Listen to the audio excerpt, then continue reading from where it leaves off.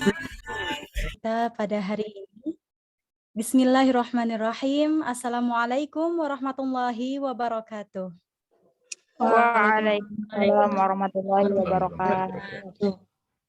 Al-Mukarram, pembimbing KPM Gontor Cabang Turki, Aba Unal Fudola, Al-Ustadz Dr. Haji Henry Salahuddin MIRKH, Al-Ustadz Syahruddin MSc Fin, Al-Ustadz Fajar Surya Ari Anggara STPMM, Al-Mukarramah yang juga merupakan pembimbing KPM Gontor Cabang Turki, Al-Ustadzah Elizabeth Diana Dewi BHS Hons MIR, Al-Mukarram pembicara kita yang terhormat pada hari ini, Al-Ustadz Kiai Haji Ahmad Soeharto MPDI, yang kami hormati segenap Ketua IKPM Gontor Cabang Turki, dan tentunya tak lupa kepada ikhwan dan akhwat sekalian dan saudara muslim kita semua yang insya Allah selalu berada di bawah naungan Allah Subhanahu wa Ta'ala. Alhamdulillahilladzi hadana lihada wa ma kunna linahtadiya illa an hadanallah. Asyhadu an la ilaha illallah wahdahu la syarikalah wa asyhadu anna Muhammadan abduhu wa rasuluh amma ba'd. Puji syukur kita panjatkan kehadirat Allah Subhanahu wa Ta'ala, Sang Maha Agung, pemilik semesta dan segala apa yang dikandungnya. Biidznillah wa biqudratillah. Alhamdulillah teman-teman sekalian, berkat kuasa dan rahmat Allah, kita semua masih bisa merasakan nikmat kesehatan, kekuatan, sehingga kita juga merasakan kesempatan ini untuk berkumpul bersama sembari menjalin tali silaturahmi kita dalam acara webinar yang merupakan salah satu rentetan peringatan yang kita nanti-nantikan. Maka pada kesempatan yang luar biasa ini, saya ingin menyampaikan kepada segenap tamu undangan yang terhormat dan juga seluruh hadirin yang sudah hadir bersama kita pada acara webinar ini. Selamat datang pada acara kita bersama, yaitu kajian tematik peringatan 1 dekade IKPM Gontor Cabang Turki dengan tema Kolbun Salim. Faqulu lakum ahlan wa sahlan wa marhaban bikum jami'an fi baromijina al-mubarakah insyaallah. Baik teman-teman sekalian, sudah hadir bersama kita semua pada hari ini. Pembicara kita pada kajian kali ini, Ayahanda tercinta, Al-Ustadz Kiai Haji Ahmad Soeharto MPDI, yang mana beliau merupakan guru senior di Pondok Modern Darussalam Gontor, teman-teman, yang saat ini sedang menempuh studi doktoralnya di Universitas Darussalam Gontor.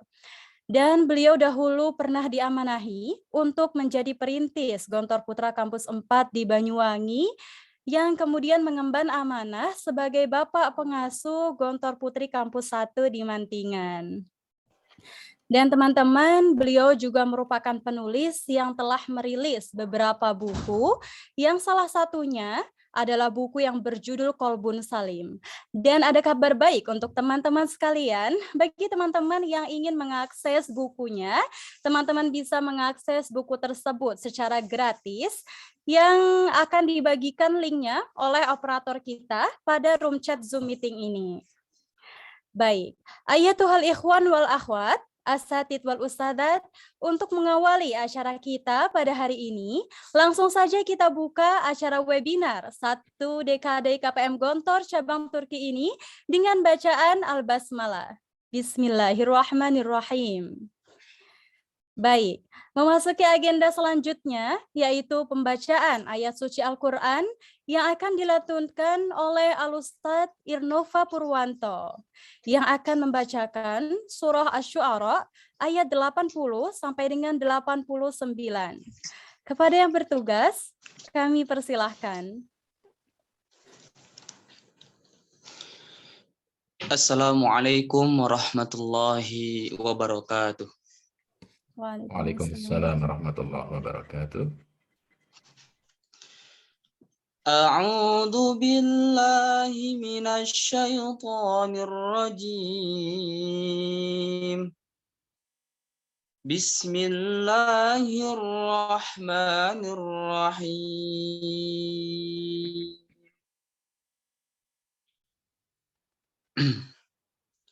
وإذا مرضت فهو يشفين والذي يميتني ثم يحيين والذي أطمع أن يغفر لي خطيئتي يوم الدين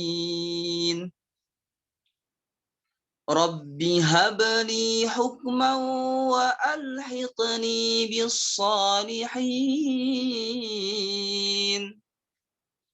واجعل لي لسان صدق في الآخرين واجعلني من ورثة جنة النعيم واغفر لأبي إنه كان من الضالين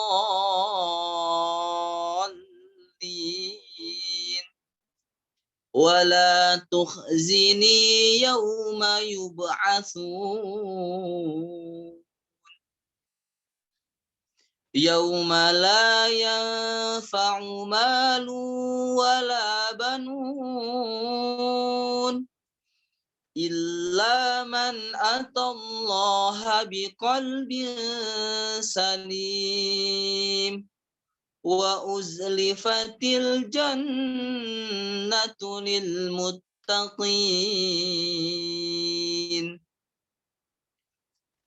وبرزت الجحيم للغاوين وقيل لهم أين ما كنتم تعبدون من دون الله هل ينصرونكم أو ينتصرون فكبكبوا فيها هم والغاوون وجنود إبليس أجمعون قالوا وهم فيها يختصمون تالله إن كنا لفي ضلال مبين إذ نسويكم برب العالمين صدق الله العظيم. Assalamualaikum warahmatullahi wabarakatuh. Waalaikumsalam. Waalaikumsalam warahmatullahi wabarakatuh. Shadaqallahul azim wa shadaqa rasuluhun nabiyul karim wa nahnu ala dzalika minasyahidin wasyakirin. Semoga teman-teman sekalian dengan lantunan ayat suci Al-Quran ini, acara webinar kita dapat diberi kelancaran serta keridhaan dari Allah Subhanahu wa Ta'ala. Dan semoga kita semua senantiasa mendapatkan berkah yang berlimpah dari Allah Subhanahu wa Ta'ala. Amin, amin, ya Rabbal Alamin. Baik, hadirin yang berbahagia, beralih pada acara selanjutnya, yaitu sambutan yang akan disampaikan oleh Al-Ustadzah Milana Rusdiana selaku Ketua Panitia Peringatan 1 Dekade IKPM Gontor Cabang Turki. Kepadanya kami persilahkan. Terima kasih atas waktunya Ustadzah Nada Gufron selaku moderator kita pada hari ini. Yang terhormat Al-Ustadz Haji Ahmad Soeharto MPDI. Bismillahirrahmanirrahim. Assalamualaikum warahmatullahi wabarakatuh. Waalaikumsalam warahmatullahi wabarakatuh. Alhamdulillahirabbil alamin wa bihi nasta'in ala umuri dunya waddin. Assalatu wassalamu ala asyrafil anbiya'i wal mursalin wa ala alihi washabbihi ajmain. Amma ba'du. Terima kasih kami haturkan kepada Al-Ustadz Haji Ahmad Soeharto MPDI yang sudah berkenan hadir guna mengisi webinar kami pada hari ini. Terima kasih juga kepada teman-teman IKPM Gontor Cabang Turki, khususnya panitia penyelenggara 1 Dekade IKPM yang sudah menyediakan wadah untuk berproses dan mengembangkan diri. Salah satunya adalah dengan mengadakan webinar yang insya Allah akan kita dapatkan manfaatnya bersama-sama. Dan kepada seluruh teman-teman yang sudah hadir dalam webinar kita pada hari ini.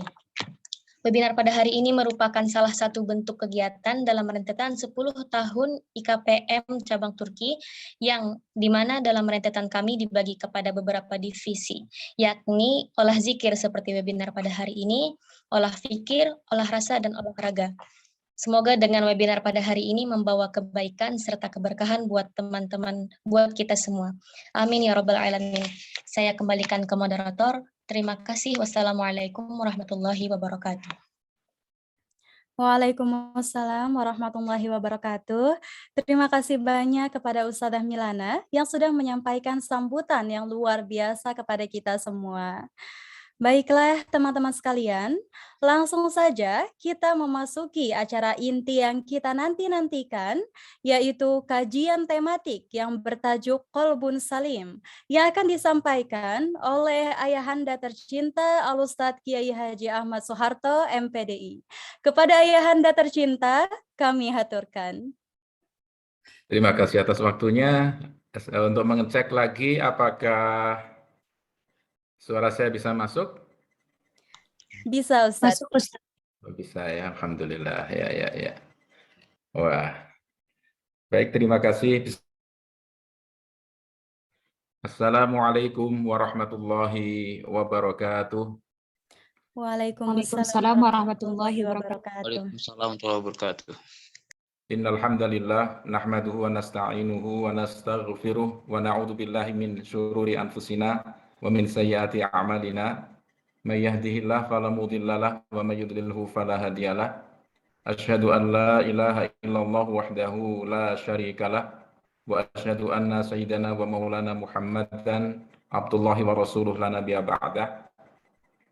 Allahumma salli wa sallim wa barik ala sayyidina Muhammadin wa ala alihi wa sahbihi wa mawala. Amma ba'du, fa ya ikhwati wa akhwati fillah, usikum wa iyaya nafsi bitaqwallah faqad fazal muttaqun. Alhamdulillah, kita bersyukur, secara pribadi saya sangat senang, bergembira, bersyukur bahwa pada sore hari ini menjelang malam untuk kami yang ada di Indonesia bisa ketemu bersilaturahim dengan kalian semuanya, adik-adik, anak-anak kami yang sekarang sedang menuntut ilmu di berbagai negara. Sebuah kesempatan yang sangat mahal dan berharga, meskipun mungkin waktunya singkat dan terbatas, mudah-mudahan bisa bermanfaat. Sebuah kesyukuran juga, kesempatan ini kami diamanahi untuk bisa berkontribusi dalam kegiatan menyambut 1 dekade IKPM cabang Turki, 10 tahun. Berarti kira-kira 13 tahun yang lampau, saya pernah berkunjung ke Ankara, ke Istanbul, itu belum ada IKPM-nya itu. Ya, ketika itu kami mendampingi bapak-bapak pimpinan berkunjung ke berbagai negara, di antaranya Napak Tilas untuk Sintesa Pondok Modern Darussalam Gontor. Rombongannya ada 2 ketika itu. Kami bertemu di Mesir terlebih dahulu, kemudian ada 1 rombongan yang ke Sanggit, Mauritania, yaitu dipimpin oleh Bapak Kiai Haji Dr. Abdullah Syukri Zarkashi, rahimahullah. Kemudian kami bersama Kiai Haji Amal Fatullah, kemudian juga Profesor Hamid Fahmi, dan lain-lainnya ketika itu setelah dari Mesir, diantaranya ke Libanon, ke Yordan, ke Syria, dan kemudian juga ke Turki, ke Istanbul, Ankara, balik ke Istanbul lagi. Sayang sekali waktunya sangat singkat, ketika itu hanya 3 hari, sehingga belum bisa menjelajah setiap daerah-daerah yang bersejarah yang ada di Turki. Mudah-mudahan di lain waktu nanti masih akan berkesempatan untuk kembali ke Turki lagi, khususnya ke Istanbul ya. Insya Allah, Karena itu Ustaz. terima kasih atas waktunya bisa bersilaturahim kembali. Kami berharap dan mendoakan agar anak-anak semuanya, baik dari alumni Gontor Putra di berbagai kampus ataupun yang putri, dimanapun berada, khususnya yang di Turki, senantiasa dalam penjagaan dan lindungan Allah Subhanahu wa Ta'ala, sukses dalam menuntut ilmu dan berbagai macam kegiatan-kegiatan yang lainnya.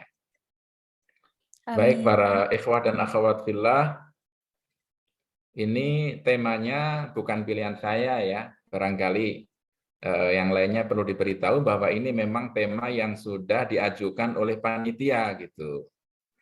Ya, tema Qalbun Salim ini insya Allah tetap saja aktual. Saya ingat beberapa tahun yang lalu, udah lama juga, saya pernah diminta ngisi pengajian umum, yang datang banyak, ratusan orang yang datang, dan kemudian ketika panitia bertanya ke saya, mohon maaf Ustadz, nanti temanya yang akan disampaikan apa?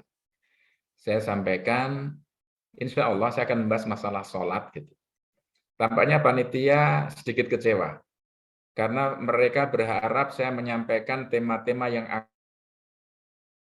sosial, berkaitan dengan dinamika politik, dan lain sebagainya. Ini kok membahas sholat ini kan umum saja, biasa saja. Kita pengajian sehari juga membahas sholat, ketika itu demikian seolah-olah. Tetapi setelah saya sampaikan, alhamdulillah tentang sholat ini, pengertian sholat, kemudian juga sholat sebagai makdubah, sebagai jamuan Allah, kemudian makna dari gerakan-gerakan, makna dari bacaan, kata per kata, dan lain sebagainya. Alhamdulillah, jamaahnya senang sekali, bahkan minta diadakan kajian lanjutan berupa pelatihan sholat yang khusyuk.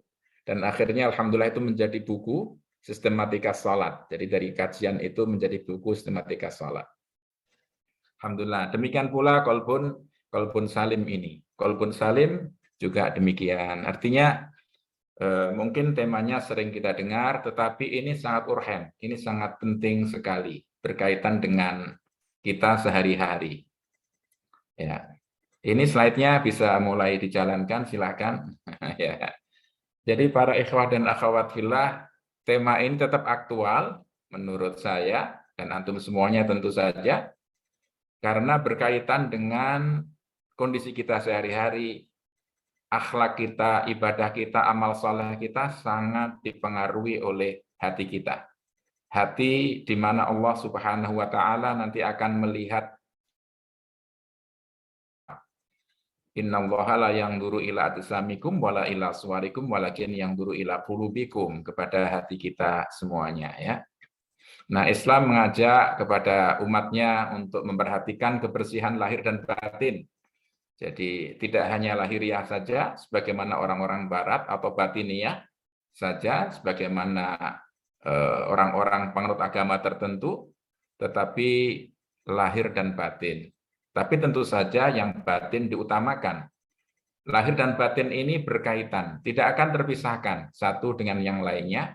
Bahkan seseorang yang memperhatikan hal-hal yang sifatnya batiniah, akan berpengaruh kepada kebaikan daripada zahiriahnya. Kalau kita perbaiki sarair, hal-hal yang rahasia batiniah kita, maka insya Allah yang zahir juga akan menjadi baik.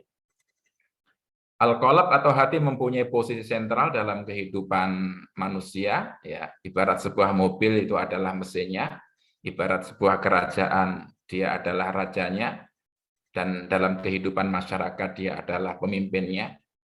Maka jangan dibalik, hati harus menjadi raja, harus menjadi pemimpin, jangan malah dia diperalat oleh nafsu, diperalat oleh anggota yang lainnya. Tapi hati adalah pemimpin, dia adalah mesin utama penggerak, sehingga sangat berpengaruh terhadap baik buruk amal seseorang. Karena itu pula maka pada hari kiamat, yaumala yanfa'u mal wala banun illa man atallaha biqalbin salim. Mengapa yang disebut secara khusus, secara spesifik adalah biqalbin salim, bukan dengan bi'amal solihah, dengan ini dengan itu, bil apa salah. Tapi kok biqalbin gitu ya. Ya karena memang qalbun yang salim di sini menjadi parameter, menjadi ukuran. Kalau hatinya bersih dan baik, tentu saja yang lainnya akan menjadi baik. Sebagai mizan, sebagai timbangan. Sebagaimana juga sholat, yang akan pertama kali dihisab kalau adalah sholat. Kalau sholatnya beres, semuanya akan jadi beres. Demikian pula kalau hatinya baik, maka yang lain juga akan menjadi baik. Kalau hatinya rusak, amalnya akan rusak pula. Kalau hatinya penuh dengan penyakit, demikian pula maka amal yang lainnya akan menjadi rusak. Itulah qalbun salim, yakni hati yang sehat, yang jauh dari penyakit-penyakit. Nanti kita akan kupas. Berbicara dengan qalbun salim tentu saja juga harus membahas amrodul qulub. Penyakit-penyakit hati itu apa saja. Bersih dari kotoran, dari sifat-sifat yang tercela, dari subuhat, keraguan-raguan, baik yang tersembunyi ataupun yang nyata, yakni hati yang senantiasa ma'rifah kepada Allah, hati yang mentauhidkan Allah, yang ikhlas, yang terbuka, yang tawakal, yang berhusnudzon dan lain sebagainya. Itu hati yang sangat indah sekali. Ya. Tentang keutamaan qalbun salim, tentu saja ya tadi kita mengingatkan kembali sebuah kisah yang sangat berkesan, terutama bagi saya. Mudah-mudahan teman-teman juga bisa mengingat kembali, di mana suatu hari Nabi kita yang mulia bersabda di tengah-tengah majelisnya di Madinah, di Masjid Nabawi, bahwa ya'alaikum min hadal fajri rajulun min ahlil jannah, bahwa akan muncul di tengah-tengah kalian semuanya sebentar lagi seseorang yang akan menjadi penghuni surga, calon penghuni surga. Tiba-tiba ada seorang Ansari yang datang mencicing sandal, gitu ya, terompah di sebelah tangan kirinya. Sementara itu juga janggutnya masih basah karena air wudhu, gitu. Orang itu dalam riwayat disebutkan itu bernama Sa'ad bin Malik Al-Ansari ya.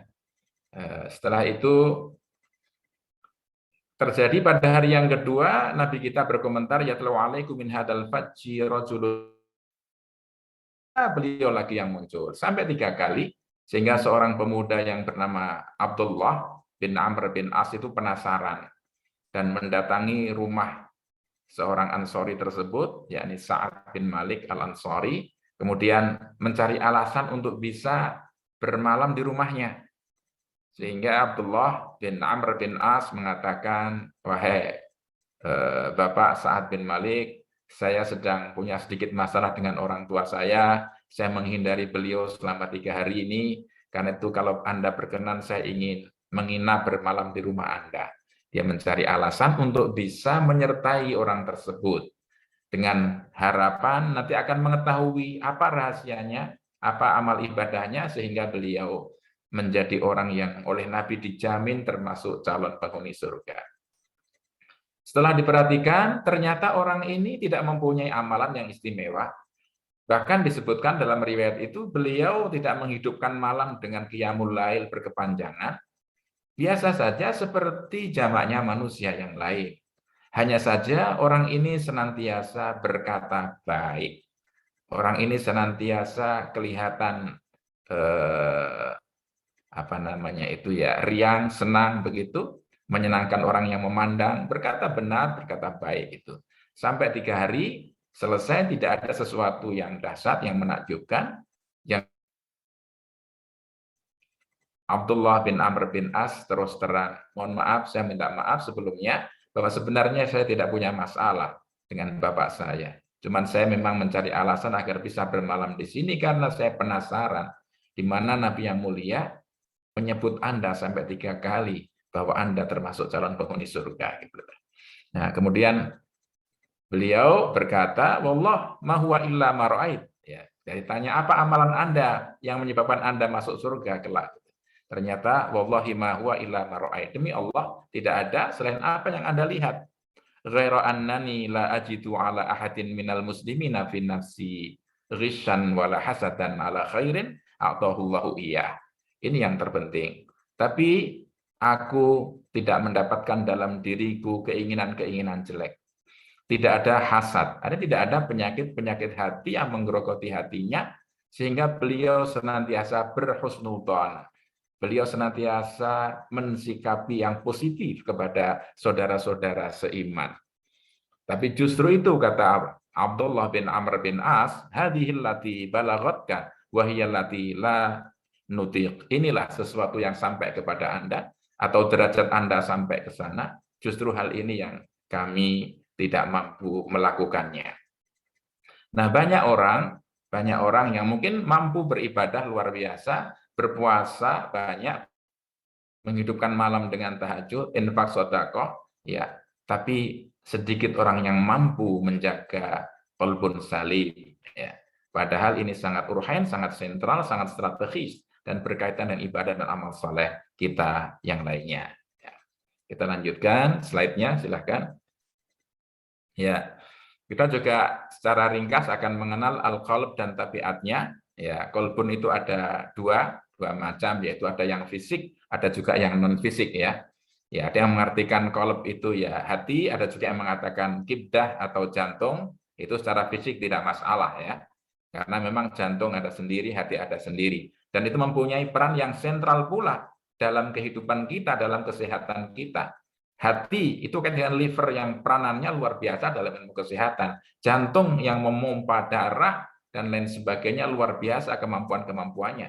Dan itu ada dalam buku Qalbun Salim nanti apa saja peran dan fungsi jantung atau mungkin juga hati. Tapi yang akan kita bicarakan adalah hati al-qalb dalam pengertian non fisik, yakni hati nurani. Qalbun dalam makna ruhaniyah, yang mempunyai kemampuan untuk bisa memahami, menangkap, mempersepsi, dan menyerap ya banyak hal yang itu tidak semata-mata bisa kita pahami dengan akal pikiran saja, tapi hati ruhani ini juga yang dinamakan sebagai lutfun robbani atau rohani, yang juga mampu untuk mengenal Allah Subhanahu wa taala, mengetahui apa yang tidak mampu digapai oleh khayalan pikiran. Dan itulah sebenarnya substansi daripada manusia. Inna fi dzalika la dzikra liman kana lahu qalbun aw alqas sam'a wa huwa syahid. Jadi yang bisa menangkap kebenaran, memahami rahasia-rahasia Allah Subhanahu wa taala, itu adalah hati yang seperti ini. Hak qalbun salim, mudah-mudahan kita dikaruniai hati yang seperti ini. Silahkan dilanjut lagi.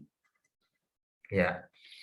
Hati mempunyai dua jenis tentara, tentaranya pun juga ada yang dapat kita saksikan, dapat dilihat oleh mata kepala, seperti mata, tangan, anggota tubuh lainnya, ya, itu adalah tentara hati kita. Tapi juga ada tentara yang hanya bisa dilihat dengan mata hati, yakni sifat-sifat yang ada pada diri kita. Hati rohani bersama-sama dengan akal, nafsu, dan roh semuanya merupakan lutfun robbani. Merupakan lutfun robbani, namun hati tetap harus menjadi rajanya, sedang yang lainnya menjadi tentaranya. Jangan sampai terbalik menjadi penguasa.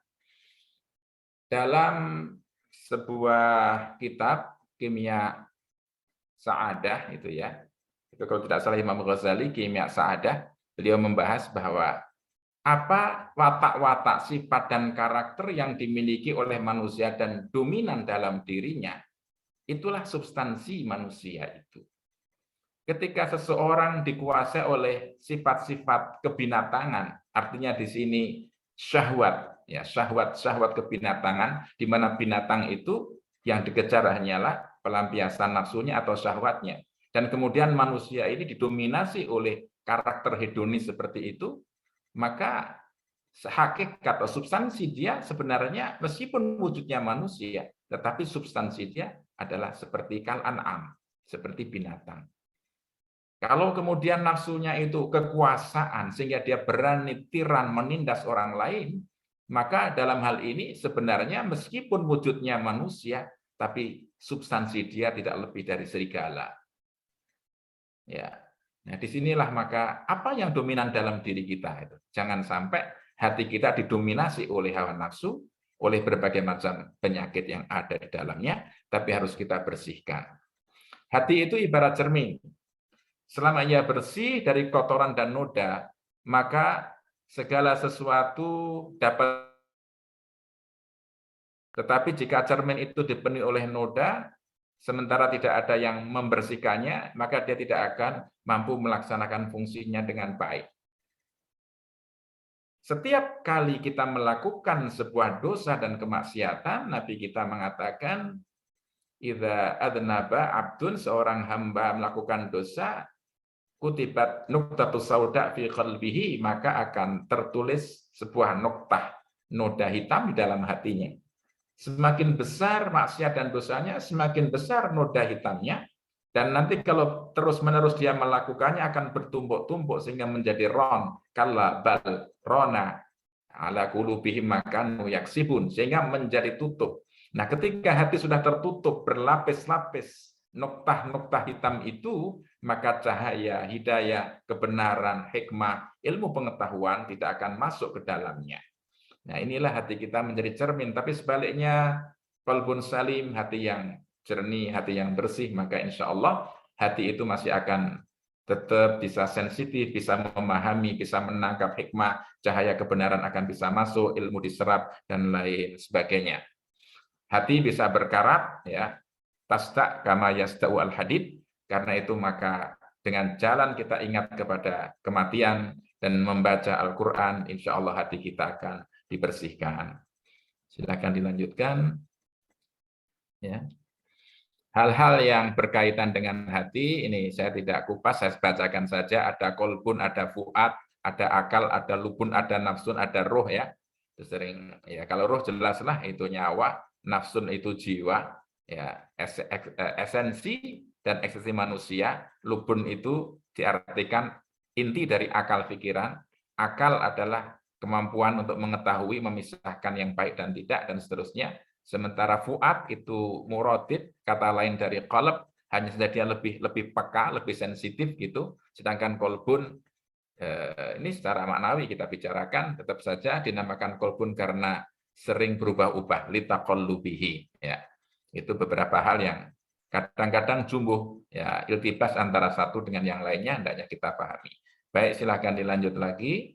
Masih ada beberapa slide, ya. 4 macam hati. Nah, ada hati yang bersih, ini kolbun salim yang sekarang menjadi tema kita semuanya. Di dalamnya ada pelita yang bersinar, itulah hati orang mukmin. Kemudian hati yang hitam dan terbalik, itulah hati orang kafir. Kemudian hati yang tertutup dan terikat, ya, tutupnya terikat oleh hati orang-orang munafik. Kemudian yang keempat, hati yang terlapisi. Artinya terlapisi dengan apa? Ya, di dalamnya terdapat keimanan, tapi juga ada kefasikan, ada penyakit. Semakin kuat penyakit-penyakit itu, maka akan semakin membahayakan kesehatan hati tersebut. Sebaliknya, kalau kemudian yang keimanannya semakin kuat dan semakin baik, maka dia akan semakin sehat. Jadi sehat dan sakitnya tergantung apa yang dominan di dalam hati tersebut. Nah, ini yang harus kita perjuangkan, bagaimana kita mempunyai hati yang bersih, yang mempunyai kolbun salim. Dilanjut dulu. Oke, ini bahasa Arabnya, silahkan dilanjut lagi. Ya. Baik, para ikhwah dan akhwat fillah, seperti juga tubuh, hati bisa berubah-ubah dalam 6 keadaan, ya. Hati kita akan hidup dengan ilmu.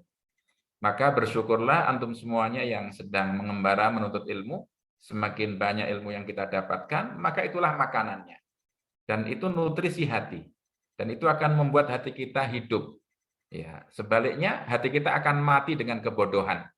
Maka orang yang bodoh itu meskipun masih hidup, masih makan, masih berjalan, sebenarnya orang-orang jahilun itu amwat qabla mautihim. Mautah qabla mautihim, mereka sudah mati sebelum kematiannya. Wa ajsaduhum kuburuhum, ya, badan mereka adalah kuburan mereka. Maka alhamdulillah kita bersyukur, kita menuntut ilmu, sehat, hati kita akan semakin sehat, tapi akan sakit dengan syubhat, dan keraguan-raguan ini bagian dari penyakit hati. Hati kita akan tidur bermalas-malasan dengan kelalaian atau ghaflah.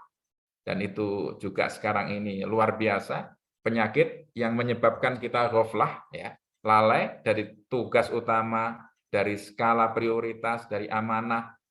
Ya, karena waktu kita dicuri oleh hal yang sifatnya hedonis, kita untuk kesenangan, untuk hiburan gitu ya. Hiburan dari hal yang mubah boleh, tetapi kalau menyita waktu kita, akhirnya kita hilang fokus, kita tidak paham skala prioritas, yaitu berbahaya, itu ghaflah. Ya, akhirnya kita malas beribadah, malas belajar, ya lalai dengan ini tugas utama dan sebagainya. Dan hati kita akan bangun, tidak lalai dengan zikrullah. Zikrullah ini diwujudkan dengan berbagai macam amal ibadah, amal soleh. Jadi segala macam bentuk ketaatan menurut Imam Nawawi dalam kitab Al-Adhkar itu adalah zikrullah. Kita belajar itu zikrullah. Kita sholat tentu saja kita zikrullah. Kita infak, kita sedekah, membantu orang, kita apapun bentuknya kebaikan-kebaikan, apapun yang diperintahkan oleh Allah, itu insya Allah termasuk kategori zikrullah. Hati menjadi tinggi saat berzikir kepada Allah dengan segala aktivitasnya, tadi tidak hanya mesti dengan segala macam aktivitasnya, menjadi terbuka apabila kita selalu ridho, qanaah dan tawakal kepada Allah, menjadi kerdil dan rendah ketika kita disibukkan dengan hal-hal selain Allah, menjadi berhenti mati bila lupa sama sekali dengan Allah. Orang yang terlalu sibuk dengan urusan duniawi, mengesampingkan Allah, maka meskipun mungkin dia punya harta yang berlimpah, punya jabatan dan kedudukan, tapi dia akan merasakan kegelisahan yang sangat, kesempitan dalam hidupnya, karena dalam Al-Quran, dalam surat Thaha, ayat 124 diterangkan, وَمَنْ أَعْرَضَ عَنْ ذِكْرِي فَإِنَّ لَهُ مَعِيشَةً ضَنْكَ وَنَحْشُرُهُ يَوْمَ الْقِيَامَةِ أَعْمَى. Ya, kehidupannya akan sempit dan kelak hari kiamat akan dibangkitkan dalam keadaan buta. Demikian pula bila sudah melupakan Allah, maka dia akan dibuat lupa pada dirinya sendiri. Wala takunu kalladzina nasullaha fa'ansahum anfusahum. Lupa pada diri sendiri artinya tidak tahu apa yang manfaat untuk dia lakukan, tidak paham apa yang madharat, justru malah dia lakukan. Yang seharusnya dia hindari malah dia lakukan, ya. Jadi tidak menyadari, dibuat pikun. Itulah bahayanya kalau orang lalai, ya. Kemudian kita lanjutkan, betul, ada qalbun salim, ada qalbun saqim, ya. Hati yang bersih, ini kita ulang lagi kesimpulannya, berarti hati yang sehat, yang buka, tulus, penuh keridhaan kepada Allah. Sebagaimana anggota tubuh lainnya, hati yang sehat mampu melaksanakan fungsi dengan baik. Tapi kalau hati itu sakit, ya tidak bisa melaksanakan fungsi dengan baik. Jadi begini, umpamanya saja kita punya ini ya, mata. Ketika mata kita sehat, kita bisa memandang segala sesuatu dengan jernih, dengan jelas. Tapi kalau tidak sehat, kita butuh kacamata. Gitu. Ketika mata kita sakit, begitu ada cahaya yang bagus, yang terang, tapi kita malah silau, kita malah tersakiti. Itu karena mata kita sedang sakit. Badan kita ketika demam, ketika sakit, demam begitu, udara yang spoi-spoi gitu, yang sejuk itu terasa kita menggigil. Jadi itulah kalau badan kita sakit. Demikian pula hati kita. Kalau hati kita sakit, nasihat yang baik dianggap menyindir gitu. Hal-hal yang baik kita tidak sukai itu. Ya, itu hanya karena hati kita yang tidak sehat. Sedangkan itulah yang disebut dengan qalbun saqim, hati yang sakit, yang tertutup dengan keraguan, dengan syahwat, hawa nafsu, kemunafikan, kefasikan, dan lain-lainnya yang nanti akan kita bicarakan berbagai hal yang berkaitan dengan amrodul qulub. Silakan dilanjut sedikit lagi. Ya, nah ada beberapa kiat menurut Imam Ghazali agar kita bisa mendeteksi penyakit.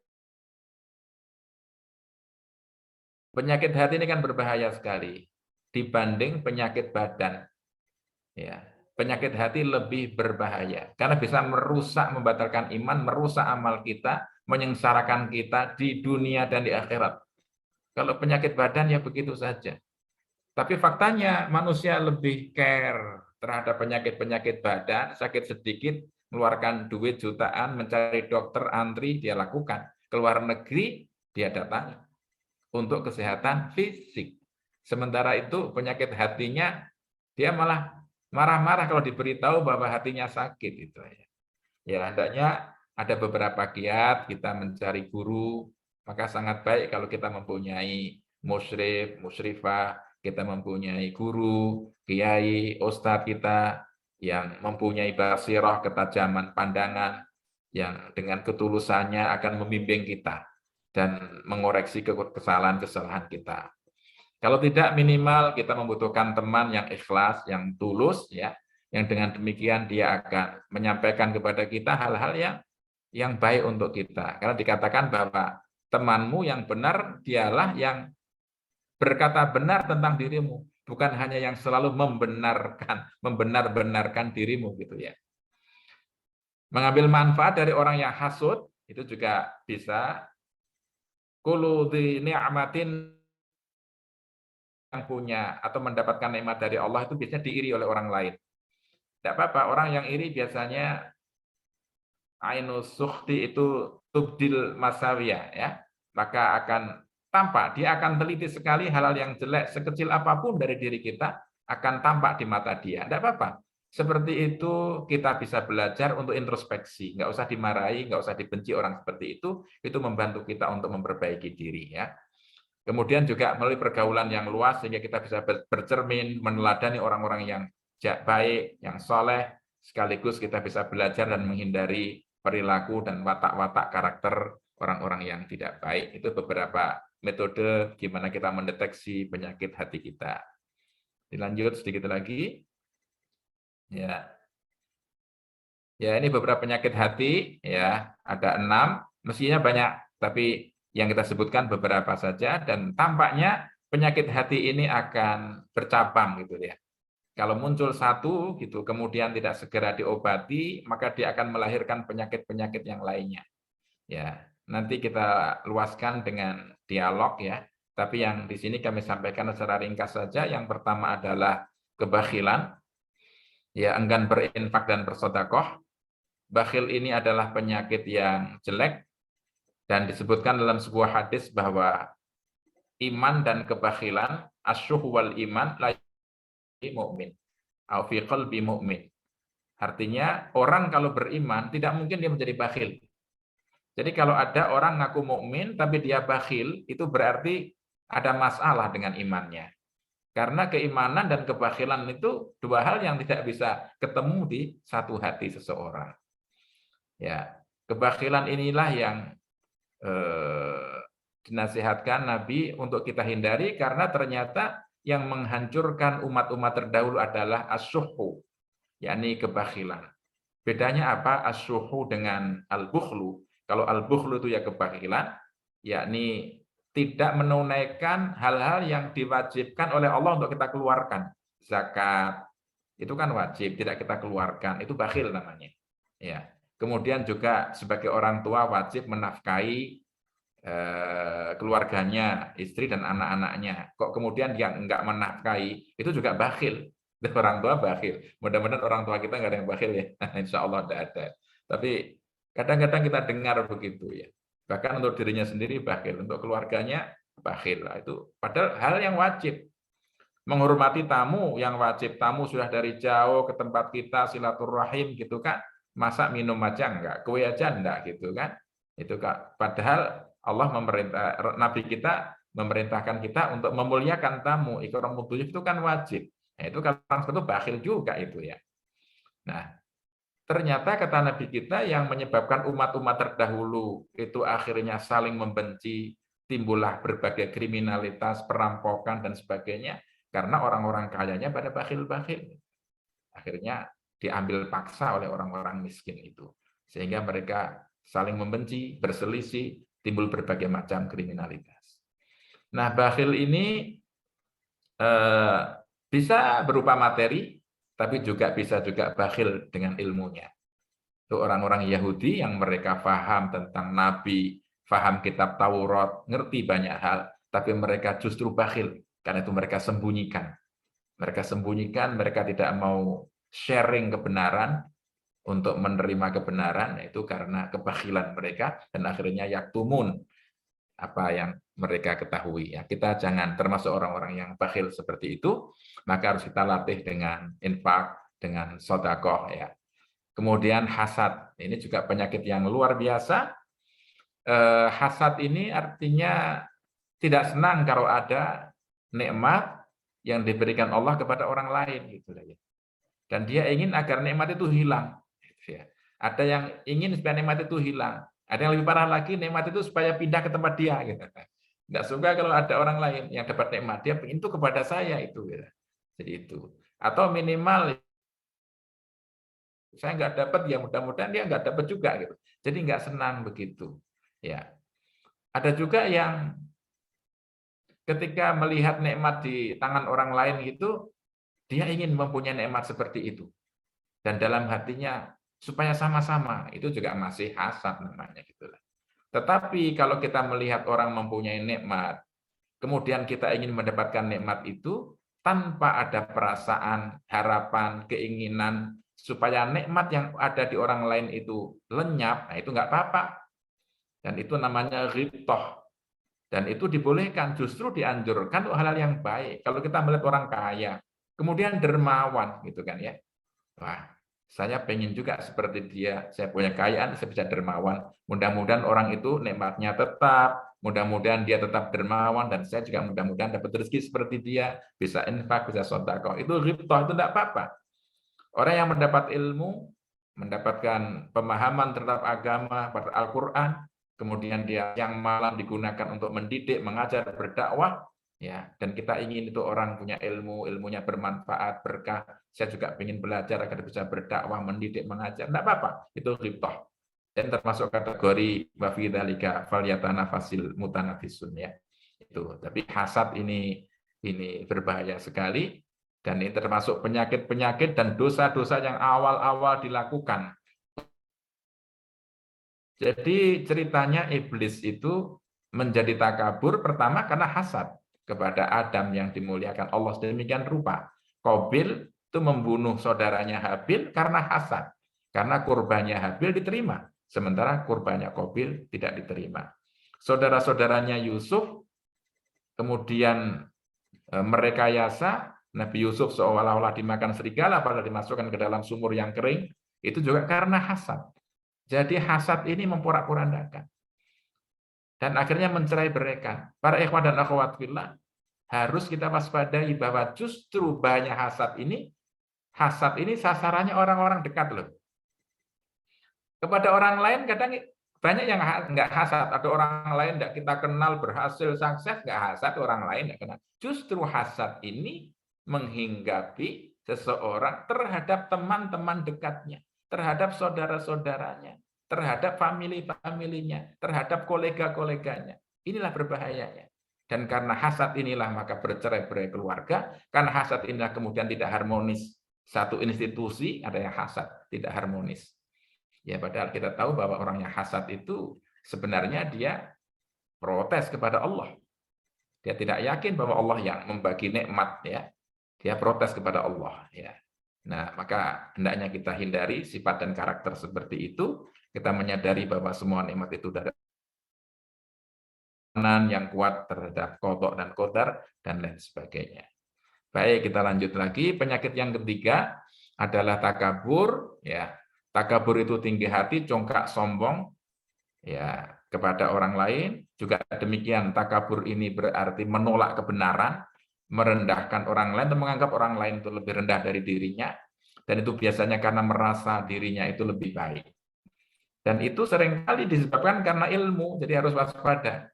Penyakit takabur ini penyakitnya ulama juga, penyakitnya asatid, penyakitnya para terpelajar. Karena belajar antum semuanya di luar negeri, merasa lebih hebat dari yang produk dalam negeri. Gitu. Ada nggak ada? Ya. Saya juga pernah mendapati seorang yang begitu. Nah, Ustadz ini kan produk dalam negeri. Nah, ada seseorang yang karena dia produk luar negeri itu ya mandang rendah ya. Ya begitu tidak harus lah, tidak harus ya.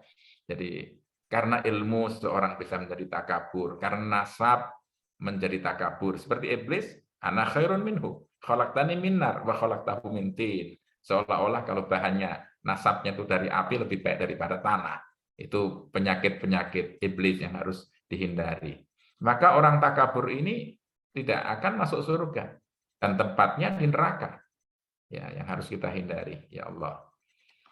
Baiklah, obatnya adalah ya dengan tawadhu, ya rendah hati, menyadari asal muasal kita, siapa kita ini makhluk penuh lemah, kemana-mana kita bawa kotoran. Kalau kita mau takabur dengan ilmu, sebenarnya ilmu kita seberapa sih? Konon orang itu semakin berilmu semakin sadar dengan kebodohannya. Demikian pula wa fauqa kulli dzi ilmin alim, di atas orang yang berilmu masih banyak orang lebih berilmu lagi. Ilmu pun dari Allah. Kalau seorang dibuat pikun, dia akan lupa semuanya. Nggak ada yang bisa kita banggakan. Harta kita tinggal mati, menjadi warisan, direbutkan oleh anak cucu, bisa untuk maksiat, bisa untuk taat. Jadi untuk apa kita banggakan? Tidak kita bawa mati. Nasab, keturunan juga kadang membuat orang congkak. Anggota yang banyak, pengikut yang fanatik, yang begitulah ya, itu sering juga membuat orang itu takabur dan sombong. Jadi kadang-kadang orang itu menjadi takabur itu juga akibat dari pengikutnya yang terlalu mengkultuskan gitu. Akhirnya dia takabur. Harus diwaspadai. Ini penyakitnya tokoh, penyakitnya ulama, penyakitnya asatid, para penuntut ilmu, ini takabur ini. Kemudian syubhat itu keraguan karena tidak punya ilmu yang benar, maka bersyukur antum semuanya menuntut ilmu untuk menghilangkan syubhat. Kalau orang syubhat itu ragu-ragu. Dan ini menjadi penyakit juga yang bahaya. Nah, cilakanya sekarang ini dan beberapa tahun terakhir ini banyak sekali pemikiran-pemikiran yang digembar-gemborkan, disebar rupa untuk menumbuhkan keraguan terhadap kebenaran Islam, terhadap syariat Islam. Ya, itu banyak sekali. Dan itu ya biasanya mereka aliran liberalisme, pluralisme dan lain sebagainya itu menumbuhkan berbagai macam syubhat. Jadi kalau kita menghadapi hal yang seperti itu ya, kalau kita mempunyai argumen, kita mempunyai landasan, mempunyai hujah yang kuat, silakan dihadapi. Tapi kalau tidak punya dan kita masih lemah, sementara mereka mampu menyusun argumentasinya seolah-olah logis, sehingga yang benar menjadi samar-samar, ya sebaiknya dihindari. Dulu dikisahkan Tawus, salah seorang ulama tabi'in, itu dengan murid-muridnya.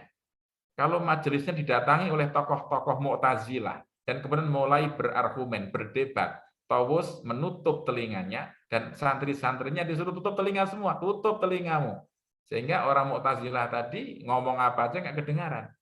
Ketika ditanya oleh muridnya, kenapa Anda tidak menyuruh kami membuka sehingga kami paham apa yang menjadi argumen mereka? Kalian belum mempunyai kemampuan untuk berdebat, berdiskusi, belum cukup modal. Nanti yang adanya keraguan-raguan. Kebenaran itu untuk diamalkan. Kalau untuk didiskusikan kadang-kadang yang benar malah jadi samar-samar gitu. Jadi waspada dengan syubhat. Tayyarat munharifah dalam pemikiran ini berbahaya sekarang. Maka alhamdulillah kita bersyukur di Gontor ada gerakan Cios dan lain sebagainya. Saya pikir ini dalam membentengi ya. Kita berislam akidatan wa syariatan termasuk cara berpikir kita. Nah, kemudian penyakit yang tidak kalah bahayanya adalah penyakit syahwat. Ya memang manusia itu oleh Allah dilengkapi dengan syahwat. Ya. Zuyyina linnasi hubbus syahawat kan begitu ya. Kalau laki-laki ya senang lawan jenisnya, perempuan juga demikian senang lawan jenisnya. Yang laki-laki senang harta benda, senang kuda, tunggangan atau sekarang mungkin kendaraan. Nah, sebenarnya itu pembawaan manusia dari Allah Subhanahu wa taala. Masalahnya adalah bagaimana syahwat ini disalurkan secara syar'i. Katakanlah syahwat libido. Ya, setiap orang punya. Tetapi kalau kita laksanakan dengan cara syar'i, dengan cara nikah yang benar, maka itu menjadi pahala dan itu sedekah. Tapi sebaliknya kalau digunakan, dilampiaskan dengan cara-cara yang salah dan zina atau ada yang berkaitan dengan zina, pacaran dan sebagainya, maka akan membawa dosa. Orang mencintai kuda pada zaman Nabi dulu itu enggak apa-apa. Kalau itu kuda itu kemudian digunakan untuk berdakwah, untuk berniaga, untuk berjihad di jalan Allah.